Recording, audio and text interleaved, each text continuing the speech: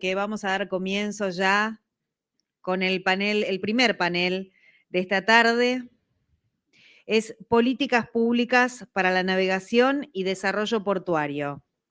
Nos acompaña en este panel Iñaki Arreceigor, director ejecutivo de la Agencia Nacional de Puertos y Navegación, y la moderación estará a cargo de Juan Carlos Venecia, a quien ya le cedemos la palabra.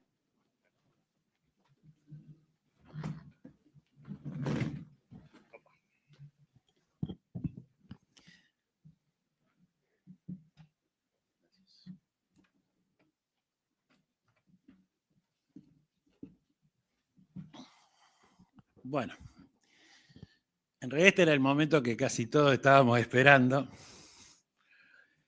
porque ya con el director de la Agencia Nacional de Puertos y Vías Navegables, con Arreceigor, ya nos une una relación en cierta forma, Iñaki, de tantas veces que ya hemos charlado, pero dijimos, bueno, cuando prospere y avance el proceso, tenés que estar en el encuentro, y lo hemos invitado a una agenda abierta. Yo obviamente recibo preguntas, sabemos cómo nos ingresa, pero Arreceigor, no solo en qué punto estamos con respecto a la concesión de las vías navegables, sino fundamentalmente lo que lo hemos invitado a que nos brinde la perspectiva y el desarrollo desde el lugar que le toca. Durante mucho tiempo hemos pedido que se reconvirtiese la Autoridad Portuaria Argentina. Hoy tenemos una agencia, que eso es muy valioso. Hemos salido de esta cuestión de Administración General de Puertos, Puerto de Buenos Aires. Entonces tenés el conjunto de responsabilidad del sistema y esperamos tus palabras para fundamentalmente hacia dónde vamos, qué futuro nos espera, no solo en lo coyuntural, sino en lo que concierne a todo el sistema de navegación troncal argentino, al sistema portuario argentino. Muchas gracias por acompañarnos, Iñaki. Bueno, ¿qué tal? Buenas tardes. Gracias, Juan Carlos, por la invitación. ¿Cómo no iba a estar? Gracias a Sebastián, que pasó por el municipio de Rosario, hizo todo un comentario sobre la integración ciudad-puerto-río, me parece valiosísimo. Es algo que vivimos desde la administración portuaria en nuestro rol de autoridad portuaria en la ciudad de Buenos Aires, con lo cual con el ENAPRO tenemos ahí esas coincidencias y con Sebastián lo entendemos. Pablo, gracias por la invitación a esta casa, que ya la siento como propia, porque tanto hemos estado trabajando con la bolsa que uno se siente que viene a Rosario y viene a la bolsa. Y por supuesto, Gustavo, ya a esta altura, después de 2 años, laburando hombro con hombro, el gobierno provincial de Santa Fe tiene en mi oficina, creo que un apartado especial ahí, están siempre defendiendo los intereses santafesinos, llueve, nieve o truene. La verdad que es admirable ver de parte de este equipo de gobierno de la provincia el compromiso que tiene con su gente y con su gestión. Puedo decir lo mismo de otras provincias, pero bueno, justo hoy estoy en la tierra de Estanislao, así que particularmente una mención a este equipo particularmente bueno de gestión que han armado, así que los felicito y les agradezco. Yendo un poco, Juan Carlos, a lo que me comentabas, y retomando un poco lo que todos los que vinieron antes fueron conversando, realmente estamos en una situación coyuntural que nos pide acción al gobierno nacional, le pide acción a los gobiernos provinciales del litoral y de la vera del río, le pide acción a los municipios, le pide acción a los empresarios, le pide acción a la carga, le pide acción a la región. Y se lo viene pidiendo hace años. Nosotros venimos a recoger el guante de un pedido ya que viene de rato, y en eso el presidente ha sabido escuchar, ha sabido recoger el guante y ha sabido legislar mediante los correspondientes decretos el armado de un área de gobierno con las facultades de la toma de decisiones que era necesaria para llevar adelante la solución a toda esta coyuntura, que es un poco lo que vos mencionás cuando hablas de la agencia. Porque uno puede recoger ideas, uno puede recoger necesidades, pero la administración pública y su gestión es compleja. La administración, yo he pasado por administración de ciudades, de provincias, y ahora me toca en nación, y la administración nacional es bastante compleja. Y cuando uno puede tener todas las voluntades, toda la coyuntura, todos los actores, pero si no tiene las herramientas administrativas y los instrumentos, es imposible ejecutar ninguna política pública por más buena voluntad que haya, y en eso el equipo de gobierno nacional y el presidente ha entendido la coyuntura y rápidamente lo ha transmitido a los equipos legales y técnicos, y se ha generado este espacio, se ha generado estos instrumentos y se ha creado la agencia. Agencia que concentra la autoridad portuaria nacional, pero también concentra la autoridad de navegación y concentra las facultades sobre la toma de decisiones en la vía navegable troncal, que es un poquito de lo que vamos a conversar hoy. Uno siempre ha escuchado desde que ha llegado al cargo, y hoy lo escuchaba en las distintas exposiciones casi como un latiguillo que nos queda, ¿qué va a terminar pasando con la vía navegable troncal, con el contrato, con la concesión? Y siempre hablamos de cómo termina la historia, ¿no? Y yo hace un tiempo venimos trabajando, y ahora vamos a hacer un raconto de dónde estamos y cómo llegamos hasta acá. Yo los invité, sobre todo hace unos meses, cuando esto ya agarraba más fuerza y demás, a pensar cómo arranca la historia, ¿no? Porque estamos frente al inicio de un contrato de 25 años a una era de desarrollo, que si uno analiza lo que fue el anterior y analiza los contenidos de lo que hemos plasmado entre todos, porque ha sido una construcción en equipo en esta licitación, se vienen momentos de un desarrollo muy positivo para la Argentina y para la región.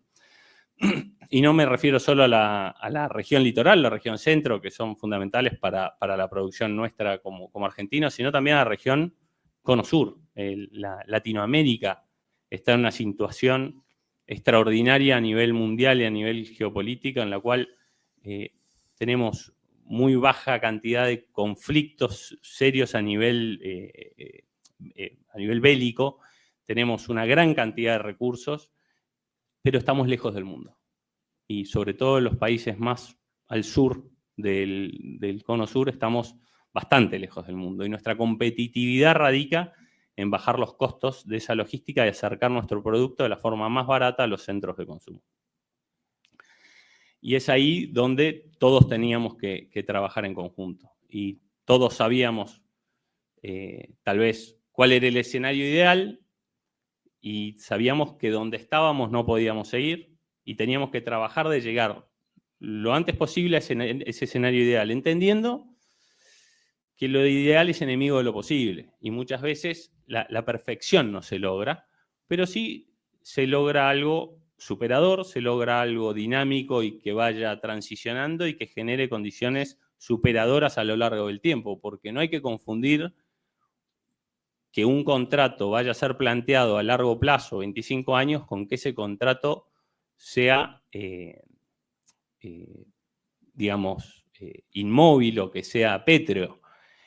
Hoy en día la ley, hoy en día los instrumentos contractuales y la modernidad del derecho nos da los instrumentos y las herramientas para modernizar una realidad contractual por más que el plazo sea largo, aprovechando los beneficios de un largo periodo contractual en cuanto a la inversión que se le puede exigir a un privado. Entonces no hay que confundir esto con tal vez otros contratos en los cuales uno pensaba, bueno, el largo plazo significa que esto no cambia de acá a 25 años. Ese es un error grave que se resuelve simplemente cuando uno lee los pliegos, ¿no? Pero que entiende en estos pliegos y en esta documentación que hemos trabajado y que ahora voy a repasar cómo llegamos a ella, un documento vivo, dinámico, que va a cambiar año a año a medida que las necesidades del contexto vayan cambiando. Está preparado y está armado con una versatilidad tal que salimos de una manera, pero en un año va a ser otra, y en 2 años va a ser otra, y en 5 años va a ser otra, y si aumenta el tráfico van a tocarse variables de precio, y si aumentan un montón de cuestiones, esto se va a ir amoldando. Hemos armado un instrumento, entiendo yo, lo más inteligente posible, preparado para la coyuntura y los cambios que vienen, que cada vez se van a acelerar más, y los cambios en el mundo, y lo vemos con la inteligencia artificial. Cada vez la tecnología nos presenta desafíos en el menor plazo y tenemos que ir preparándonos para que esos cambios sean más rápidos. Pero al mismo tiempo no podemos desconocer que le estamos pidiendo a un privado una mega inversión en infraestructura y le tenemos que dar plazo para que la recupere. Entonces, tenemos que encontrar un equilibrio entre ambas variables y es en esto donde lo encontramos. Entonces, yendo un poquito un raconte para atrás, hace 1 año y medio tal vez, decidimos iniciar unas mesas participativas de trabajo para revisar dónde estábamos parados, revisar el procedimiento que al final no había salido, y decidimos extendernos en esa mesa de trabajo y darles más tiempo tal vez de lo que en su momento habíamos pensado darle, asegurarnos la participación de todos los actores que tenían que estar. Invitamos a todos los gobiernos provinciales que nos honraron con su participación y sus aportes. Ya mencioné Santa Fe, pero la participación también de Entre Ríos fue extraordinaria.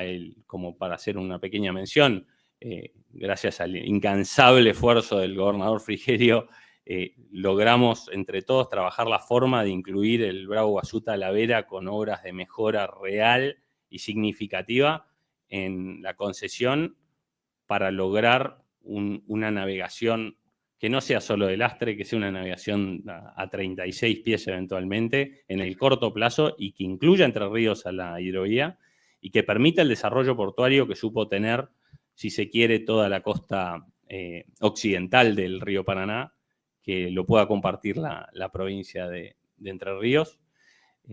Los gobiernos de Corrientes, de Chaco, también han participado, igual que la provincia de Buenos Aires, sobre todo al principio. Y bueno, y Misiones sin Formosa, siempre con su carga, si bien están fuera de la traza de la concesión, participaron de todas las reuniones, por ahí más de un lado desde la carga, que es de los puertos y la jurisdicción directa sobre el territorio. Se sumó a la mesa, además de las provincias, a los usuarios. Y qué importante, ¿no? Porque son los usuarios, al final del día, los que pagan la luz, son los que pagan las cuentas. Entonces, esto no era una cuestión de que nos den un visto bueno a los usuarios, sino que participen desde la matriz original de este proyecto jurídico que estábamos armando, que en definitiva se trata de un contrato a largo plazo. Y ahí fueron protagonistas esenciales la Bolsa de Comercio de Rosario, no solo aportando sus estudios, sus profesionales, sino también de la infraestructura cuando fue necesaria. La Unión Industrial Argentina hizo aportes invaluables también, siempre con un aporte muy ecléctico entre los usuarios, porque cada uno con su distinta visión aportaba preocupaciones distintas y nos daba a nosotros un espacio de reflexión de tal vez haber estado no prestándole atención a ciertos aspectos de la carga. Las cámaras de los puertos privados, fundamental. Los puertos públicos, que participaron cada uno por su lado. Después la carga en sí, la carga que navega, digamos, la carga internacional que llega a nuestros puertos y sale de nuestros puertos, ya sea Timbúes a Océano o del norte a Timbúes, que nos trajo al principio una serie de preocupaciones y después fuimos encontrando con los actores puntos en común en donde trabajar y fuimos resolviendo cuestiones que también venían de conflictos anteriores y pudimos ir encontrando soluciones a esos conflictos e introduciendo esas soluciones en este proyecto de pliego. Y con esto me refiero a la carga que viene de Paraguay, de Bolivia, de Brasil, ¿no? Y que muchas veces termina como destino final en Rosario, pero muchas veces continúa. Y tenía que tener un espacio importante. sumamos a esas mesas también a los gobiernos vecinos y a los organismos bilaterales que forman parte de la administración de las vías navegables que tenemos en común. Por ejemplo, el canal Martín García lo administra una entidad binacional, no lo administramos nosotros. Y el canal Martín García no es otra cosa que el cuello de botella por donde pasa el Bravo a su Talavera cuando quiere salir, o al río Uruguay. Entonces, ahí era una situación donde teníamos que sumar a nuestra hermana República del Uruguay a través de este organismo para que dé su opinión sobre una cuestión en la cual, en definitiva, teníamos que tratarlo con ellos, y cualquier decisión que se tomara sobre el Martín García debía ser una decisión conjunta, no unilateral por parte de la agencia o del gobierno argentino.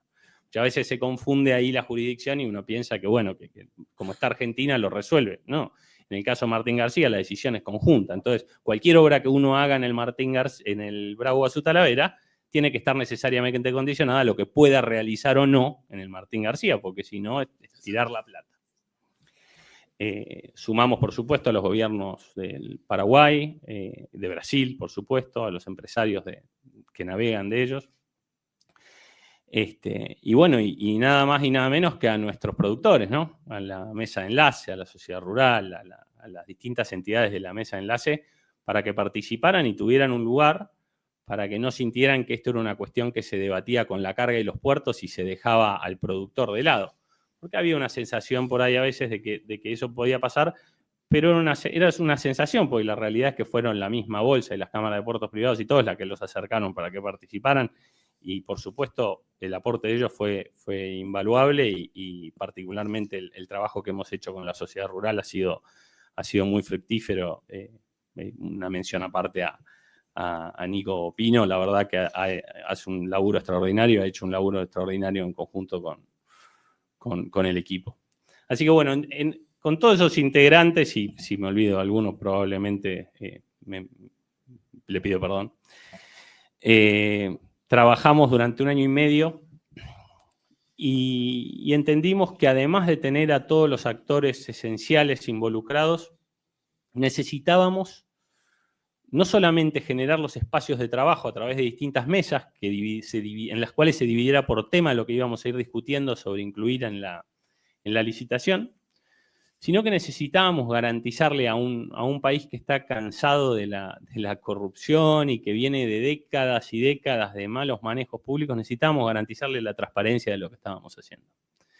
Y la transparencia se podía garantizar por los hechos y que nos creyeran, o sumando una auditoría externa, y sumando una auditoría externa de alguien que fuera de otro contexto, que viniera de otro lado, que tuviera otros pergaminos, que no viniera con ninguna mancha o sospecha. Y ahí fue donde, trabajando en conjunto con ese momento el equipo de jefatura y demás de gabinete, salió la idea de que nos auditara todo el procedimiento, pero iniciando desde las mesas, que iba a dar lugar a la conformación de estos pliegos y por ende a las bases y condiciones de participación, que se sumara a Naciones Unidas. ¿Por qué Naciones Unidas? ¿Por qué no el BID? ¿Por qué no la CAF? Digo, no por una cuestión de discriminación. Todos los organismos multilaterales de crédito siempre han estado, se han ofrecido y siempre ayudan como pueden. Pero acá lo que queríamos hacer era blindar el procedimiento desde 2 aristas. Por un lado, la transparencia y la auditoría, pero no vinculada a un interés de financiamiento, que muchas veces los organismos multilaterales de crédito persiguen ulteriormente una finalidad en función de sus estatutos de financiar algún proyecto. Y nosotros queríamos una auditoría objetiva con independencia del financiamiento, porque esto era una cuestión financiada por el sector privado. Y por otro lado, y desde ese lado, desde ese punto de vista, entendimos que Naciones Unidas tal vez tenía la antigüedad y los papiros y el seniority para hacer la mejora a la hora de llevar adelante esta auditoría. En cuanto a representatividad de sus miembros, porque posiblemente tomáramos decisiones que impactaran en la geopolítica, y en esas decisiones nada mejor que nos auditara un organismo en donde todos los estados del mundo tuvieran un asiento y una opinión y pudieran tener una objeción con respecto a ese organismo sobre una opinión técnica que nos dieran. Por ejemplo, si había alguna restricción a participación de estados soberanos, si hubiese algún país que se pudiera ver afectado, tenía a través de las Naciones Unidas voto y hasta veto en algún organismo de Naciones Unidas para emitir su opinión. Entonces nos pareció prudente que nos auditaran Naciones Unidas. Desde ese punto de vista y otros. Y por otro lado, el relativo a la defensa de la competencia. El tipo de licitación que estamos llevando adelante es una licitación en la cual hay pocos actores a nivel mundial que pueden llevar adelante la complejidad del trabajo que nosotros estamos proponiendo. Porque nosotros, y sobre todo los que están acá en el sistema hace años, ya están familiarizados con el río, lo toman como algo natural, algo de la casa, algo propio. Pero estamos hablando de uno de los ríos más complejos y más largos del mundo a la hora de una administración de mantenimiento de infraestructura. Entonces, no podemos tratarlo como si esto fuera una ruta nacional y dividirlo en tantos tramos nos quede cómodo, porque el río es un organismo vivo.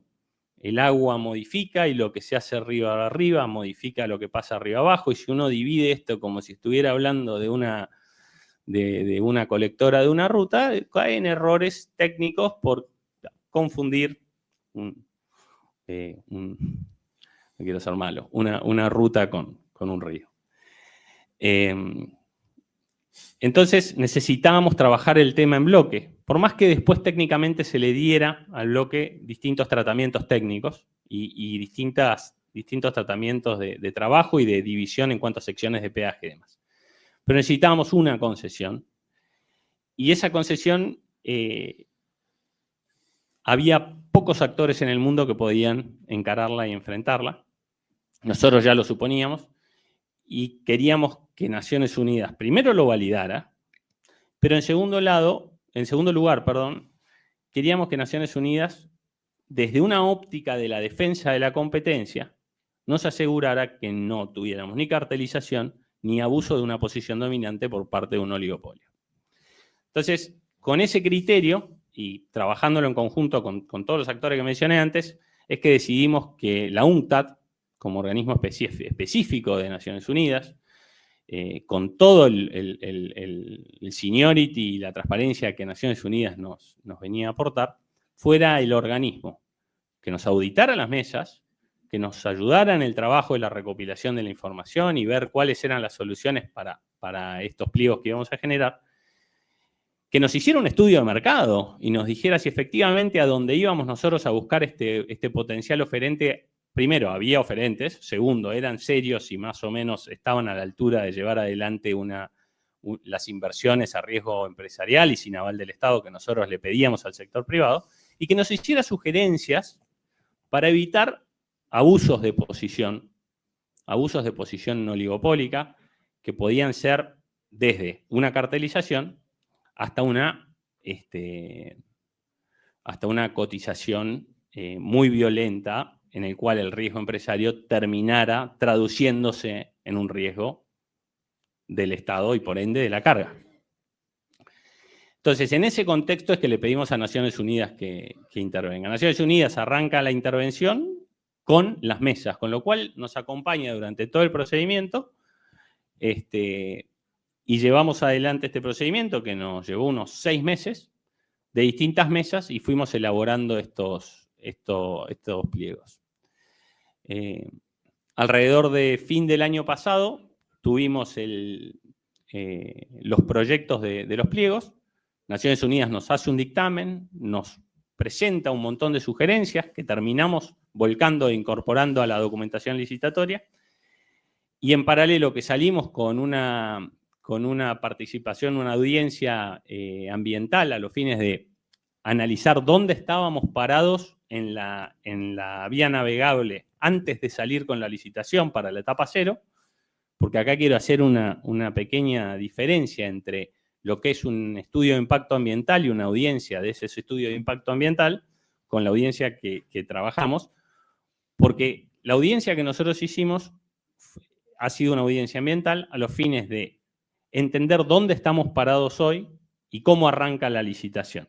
La licitación arranca con una etapa 0, en la cual las obras recién arrancan en la etapa 1, que es entrado el contrato. A los fines de iniciar esa etapa, es necesario llevar adelante todos estos estudios de impacto ambiental con sus correspondientes audiencias públicas para ir iniciando esos trabajos de profundización. Entonces, hay veces que tal vez hemos fallado nosotros o ha fallado algo, que por ahí uno no transmite con claridad, que no se va a profundizar 1 centímetro de río, no se va a sacar 1 gramo de barro o de arena sin los correspondientes estudios de impacto ambiental, que van a estar antes de la etapa 1 y antes de la etapa 2. Durante toda esa etapa, en etapas en las cuales se van realizando los estudios, y incluso durante la etapa en la que se ejecuten las obras, como toda concesión a riesgo empresario, se va a ir cobrando la tarifa anterior, es decir, no se va a actualizar la tarifa. Lo cual nos lleva a otro aspecto importante a considerar de estos pliegos, que es que por el esquema de cotizaciones que se esperan, deberíamos estar esperando cuando abramos los sobres económicos, si todo sale como más o menos estamos pensando bajas en la tarifa del peaje que ronden entre el 10 y el 15% de lo que se paga hoy. Con lo cual, cuando uno escucha que esto significa encarecer a los productores la carga, uno, digamos, piensa que alguien no ha leído o no quiere leer, porque la documentación es clara.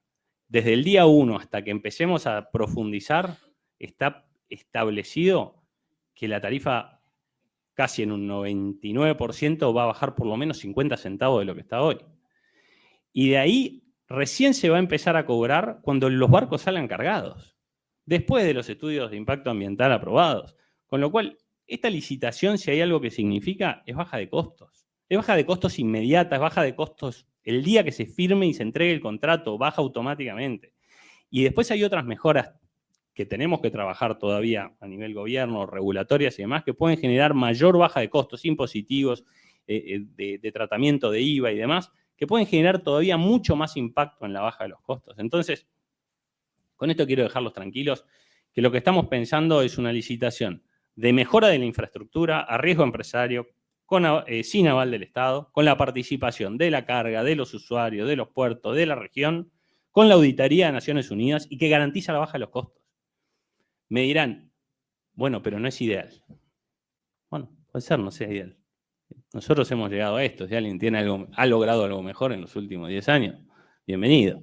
La verdad es que nosotros hemos logrado llegar hasta acá y estamos con una licitación abierta de 3 sobres en el sobre 2, con las 2 principales oferentes del mundo, compitiendo sanamente, porque se tiran, se golpean, como en toda licitación en la que los oferentes quieren ganar, pero en el expediente, por lo menos, y en lo administrativo, se portan bien, trabajan, cada uno defiende sus intereses, hace sus presentaciones, han presentado ofertas serias, razonables, son empresas de primera línea, y hoy estamos evaluando los planes de trabajo que todos suman, ambos oferentes suman por todos lados, la verdad que nos suma mucha información, y posiblemente en las próximas semanas estemos, si todo sale bien y avanza bien, estemos pensando en el avance al sobre 3 para terminar de confirmar estos precios, terminar de confirmar esta baja en los costos a la navegación.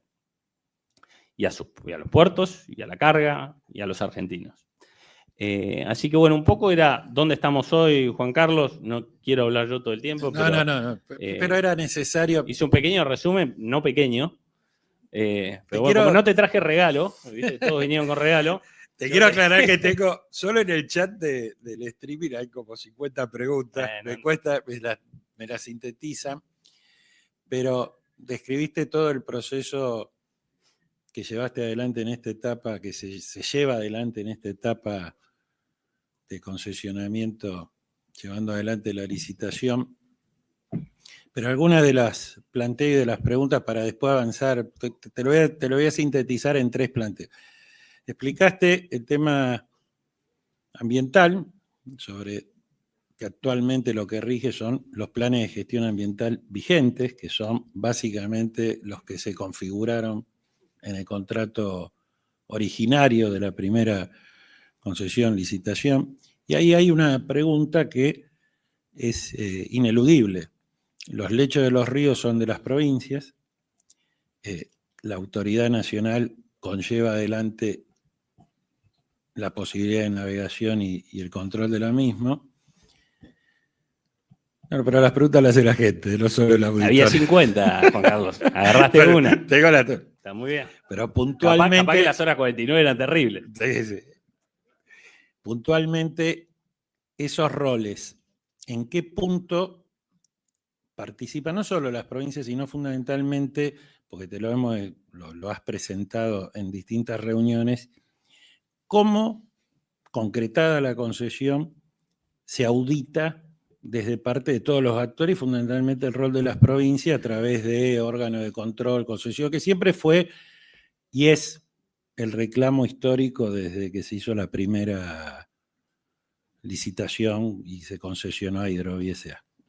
Bueno, eso me lleva a la segunda etapa, por suerte, que tiene que ver con cómo arranca esto y no cómo termina, que era como arranqué mi periplo ya hace un montón de minutos y no dejé de hablar. Que es cómo arranca esto y que tiene que ver con esas mesas de trabajo que empezamos en febrero, en la que volvimos a convocar a todos los actores que habíamos convocado para la elaboración de los pliegos, a conformar una mesa para la organización del ente de control. Ahora, nosotros creemos en un Estado, nosotros me refiero al gobierno nacional, creemos en un Estado chico y que gaste poca plata. No creemos en megaestructuras jurídicas ni entes autárquicos de mucha gente ni muchos recursos. Creemos que esto tiene que cuidarle el mango a la gente y la forma es con un Estado chico y eficiente. Y esa misma lógica la queremos trasladar al ente de control que entendemos tiene que estar a cargo de la administración de este contrato de la concesión. Jurídicamente la autoridad de aplicación es la agencia, pero para nosotros haber llegado hasta este punto como autoridad de aplicación en la licitación no hubiese sido posible sin todos los actores que nos han acompañado, en ello gobiernos provinciales, usuarios, universidades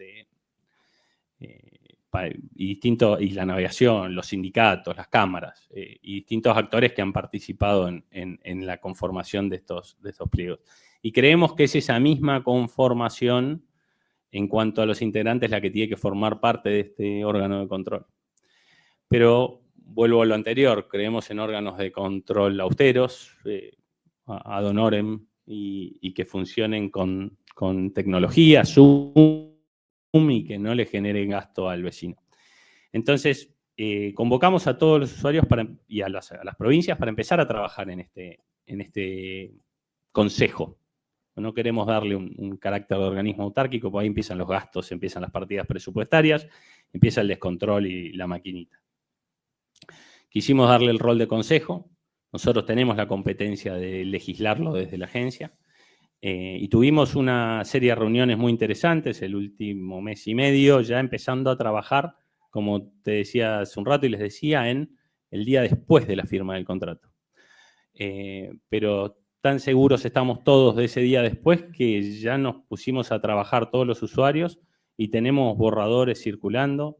Las provincias han planteado su postura, los usuarios han planteado su postura de cómo intervenir en ese organismo de control y nosotros probablemente esta semana estemos circulando ese primer borrador que a mí me gustaría en las próximas 2 semanas tenerlo firmado y aprobado por la agencia, incluso antes de que aparezca el contrato, a los fines de que vaya obteniendo rodaje ese consejo, vaya funcionando con el contrato vigente que hoy existe en el área estatal, pero que va a ser transferido en los próximos 2 meses como mucho al área privada. Mira el dato que te tiro, así. Es para los periodistas. Lo tiro nomás. Y ir dándole rodaje a este organismo. En este contexto, en este área, prevemos la creación de mesas de trabajo. Y esas mesas de trabajo integradas por profesionales y por técnicos y por miembros de este consejo permanente que va a funcionar como asesor y que va a trabajar todos los meses en reuniones ordinarias asesorando a la agencia, y donde van a tener el insumo de la información que primero la agencia y después el concesionario le vaya proveyendo por obligación contractual de forma mensual.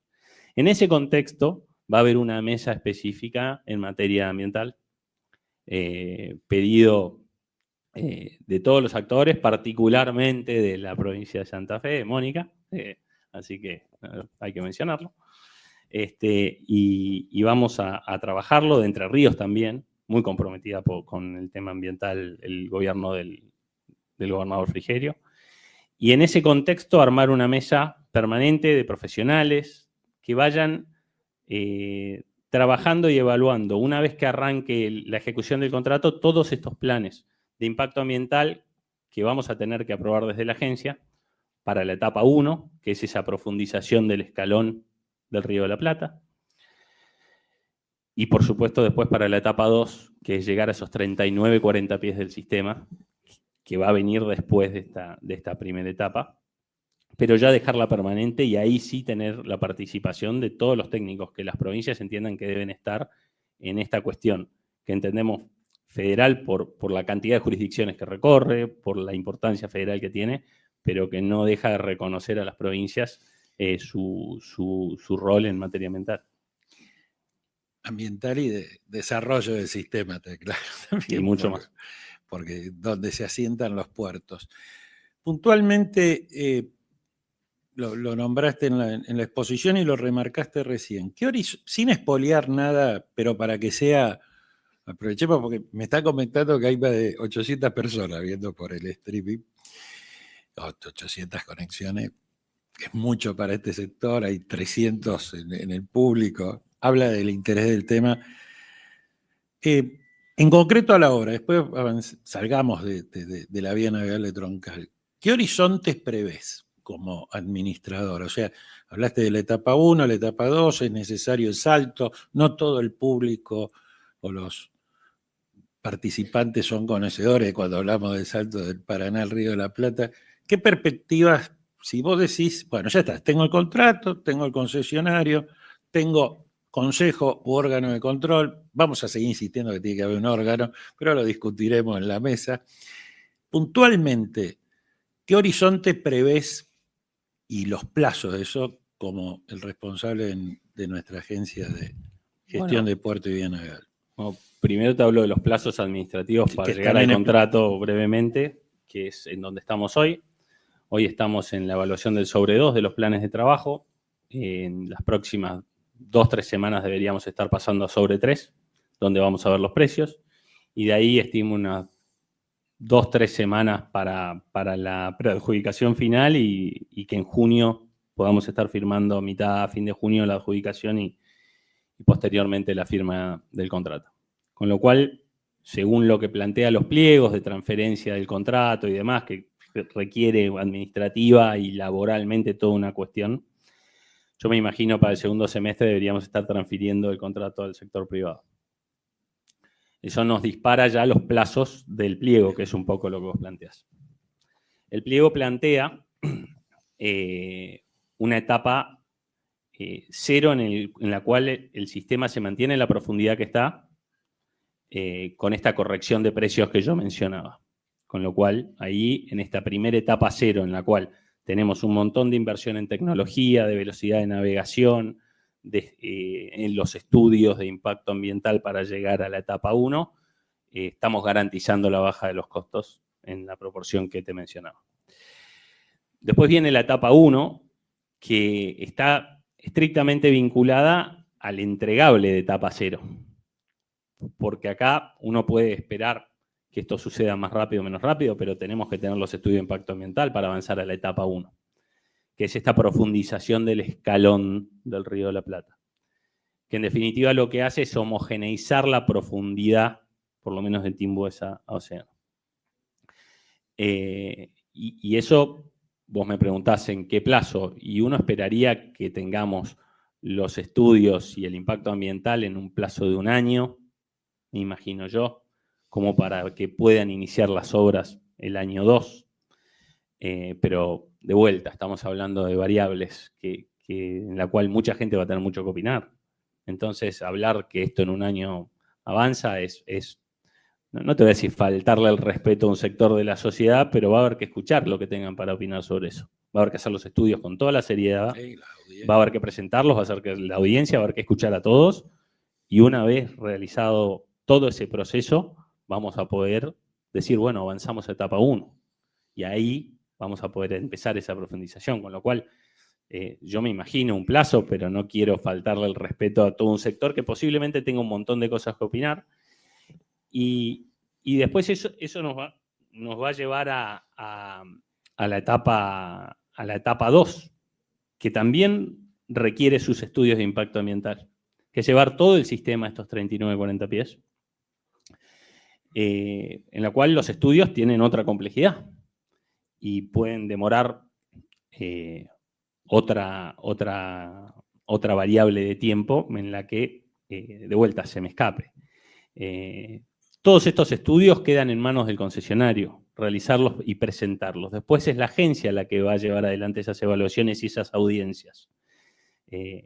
Con lo cual, como hay un interés del potencial concesionario de iniciar las obras para empezar a cobrarlas, y al mismo tiempo hay una facultad por parte de la autoridad de aplicación de sancionar si no cumple rápidamente con la entrega de estos planes, entendemos que todo debería suceder a la máxima velocidad posible. Pero vos me preguntás hoy plazos y son cuestiones variables. A mí me encantaría tener todo el sistema en 39-40 pies en 5 o 6 años. Siempre y cuando lo podamos consolidar, pero esa es la gran meta, y de saber hasta dónde son los horizontes que podemos prever. Esa meta, ¿cómo la ves por fuera? ¿O qué horizontes pones? Aunque tengo varias preguntas, te voy a ir a las muy de coyuntura y ya después te dejo con esta última que te ibas a realizar ahora.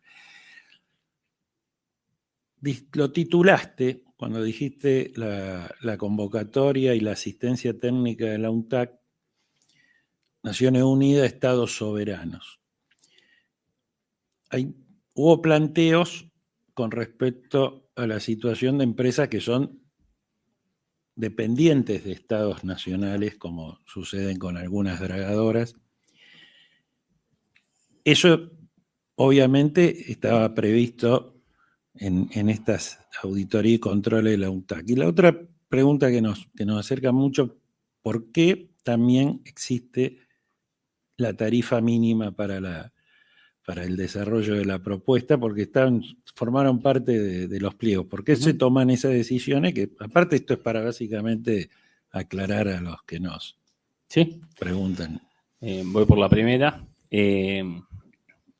La cuestión de los estados soberanos tiene que ver directamente con el recurso estratégico. Que después nos va a llevar a contestarte la segunda también, porque está vinculada. Nosotros estamos, sobre todo desde esta casa del Instituto de Desarrollo y demás, muy focalizados en el río y la hidrovía, la vía navegable troncal, como aquella herramienta logística por la cual sacamos nuestras exportaciones y traemos nuestras importaciones, pero el mundo no la ve así. El mundo, la geopolítica, no la ve así. La geopolítica ve en nuestro río como una herramienta de control, como a Feynman le gusta decir, como un estrecho de Hormuz, como aquella vía por la cual salen los recursos de uno de los continentes más ricos del mundo, que no tiene grandes conflictos bélicos. Ceder la llave de la administración de esa infraestructura a una potencia es traer un problema a casa, un problema que no tenemos. Porque con tal de obtener alguna supuesta mejora en costos a corto plazo, podemos traernos a la puerta de nuestras ciudades conflictos geopolíticos que no imaginamos por recursos y minerales raros y cuestiones que hay en el centro de Sudamérica para sacar por este río.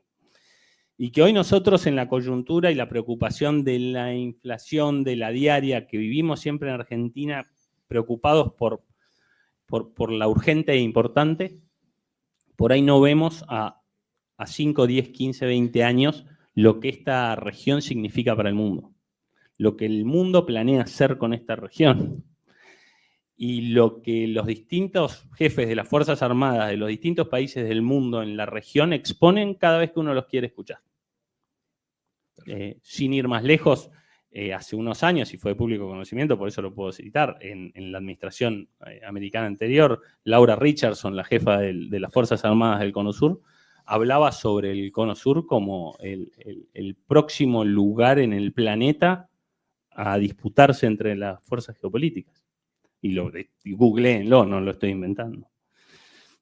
Si ya tenemos una postura así de una superpotencia, quiere decir que el resto de las superpotencias tienen una postura similar.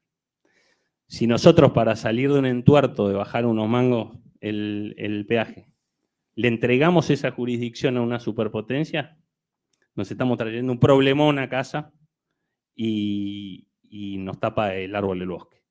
Entonces tiene que ver con eso. Y con respecto al segundo tema, para evitar la influencia de esos mismos potenciales actores geopolíticos a través de actores privados mediante dumping, es que Naciones Unidas nos plantea el esquema de bandas. Y nos dice, cuiden el contrato, cuiden la vida del contrato por fuera de una competencia violenta, porque acá puede haber actores que mediante fondos soberanos encubiertos estén financiando un potencial dragador para que venga abajo de sus costos, les dibuje a ustedes que van a pagar 50 centavos de peaje, ustedes le van a entregar el contrato y atrás tenés un portaaviones. O tenés una posición de un contrato incumplible y que se termina rescindiendo en un par de años. Entonces, el esquema de las bandas y el esquema de los pisos y demás, pisos que de alguna manera están auditados y trabajados con los equipos técnicos de Naciones Unidas, no es que nosotros pusimos el precio, lo armaron ellos con sus equipos técnicos, tienen que ver con estas dos variables. Defender el contrato y defender la región. Y defender la vida del contrato de posiciones abusivas, ya sea de estados o de empresas inescrupulosas que lo que quieran sea venir, romper y después sentarse a negociar, como hemos visto tantas veces en infraestructuras claves.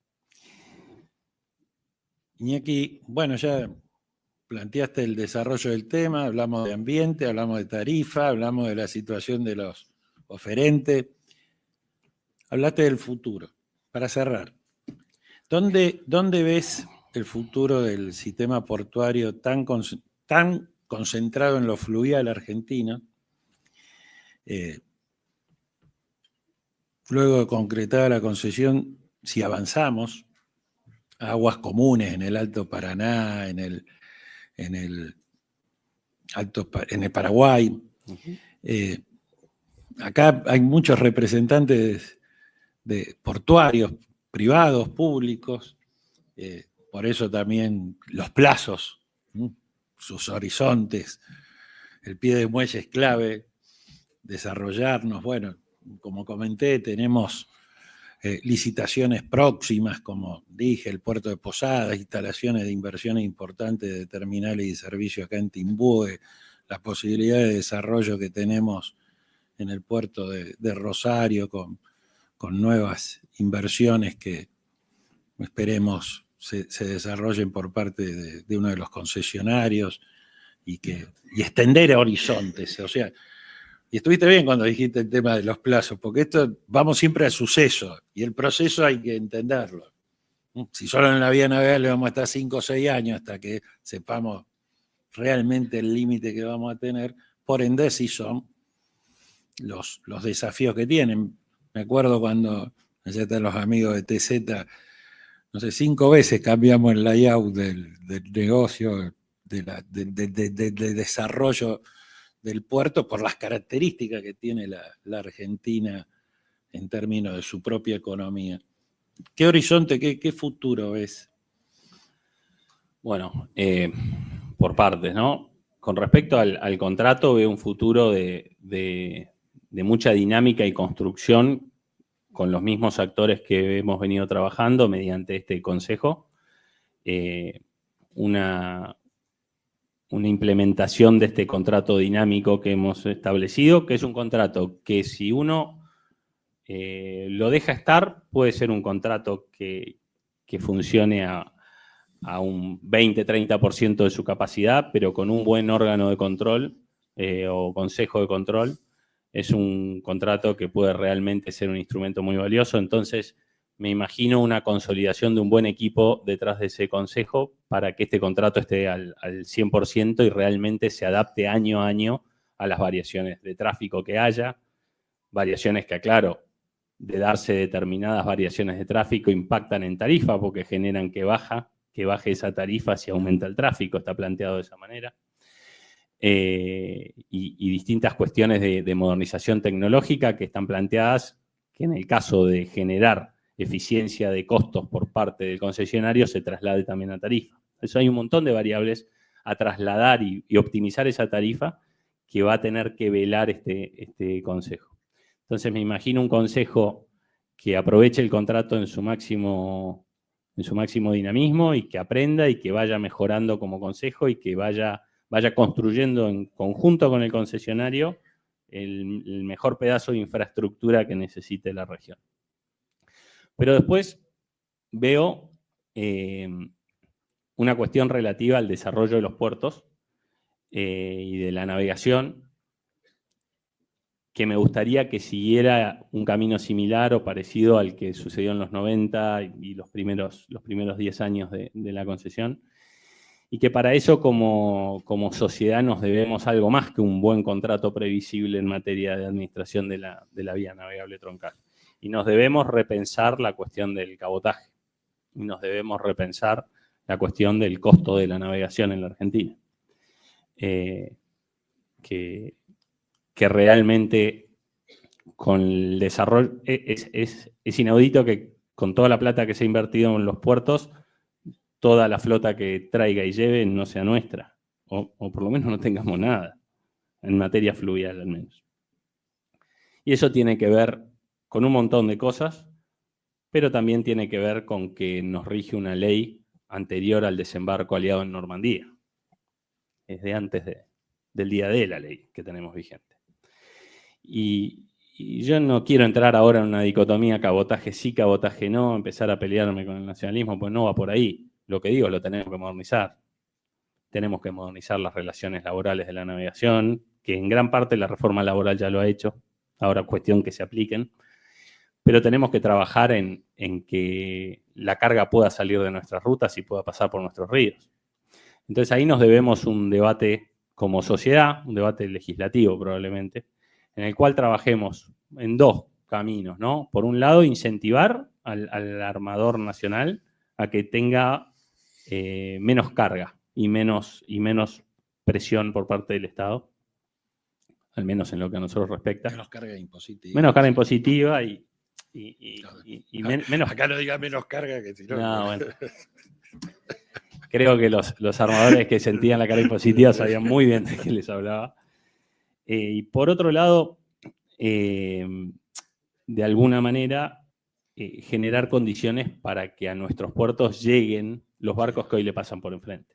Que puedan frenar, que puedan cargar, que puedan descargar. Porque eso lo que va a hacer es que todos los puertos que están a la vera del río, que hoy no tienen para un dragado de un riacho o que no tienen para un acceso portuario porque económicamente no les da y que vienen con preocupación a la agencia, pensando por ahí en lógicas anteriores de nos dan un convenio para dragar y dragamos una vez, lo puedan encontrar en el capital privado y que venga el privado con mejores condiciones, con condiciones de navegación más razonables, interesado en frenar en el Chaco, interesado en frenar en Corrientes, interesado en frenar en el norte de Santa Fe, en el sur de Corrientes o el norte de Entre Ríos, y haga el privado las obras. Y vos, para que haga el privado las obras hoy, tenés que hacer una serie de ajustes en esa normativa de cabotaje que permita que baje el costo de la navegación. Y eso vale no solo para lo fluvial, vale para lo atlántico, que es otro gran tema que nos va a permitir como agencia, porque nosotros regulamos el sistema, y digo, hay el barco que va a Tierra del Fuego y el barco que va a Paraguay. Nuestro problema es total. Y el problema en el desarrollo de los puertos que vemos está todo relacionado a lo mismo. Es la carga de la isla de Tierra del Fuego en camión, cruza una barcaza, entra a Chile, sale a Chile, y la carga, los aires acondicionados van en camión. Tenemos un puerto en la provincia. Es más barato mandarlo 3.000 kilómetros en camión que navegando. Tenemos un problema. Olvidémonos por un segundo de si la flota, el nacionalismo o no. Ese camión no puede ir por la ruta 3, tiene que ir navegando y tiene que frenar en todos los puertos patagónicos. Y eso no sucede por la normativa que tenemos. Entonces vos me preguntás, ¿qué tenemos que hacer? Y tenemos que encarar eso.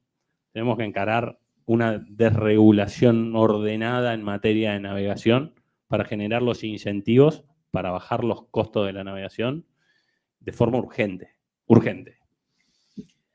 Bueno, primero disculpas por que teníamos un programa que obviamente nos hemos corrido de los tiempos y nos hemos extendido, pero me parece que fue más que fructífero este encuentro, Iñaki, muy gentil. Fue un diálogo absolutamente fluido y les pido entonces, antes del próximo bloque, no sé si querés, ¿te dijiste todo lo que tenías que decir? Sí. Le dejamos un aplauso a Receigor.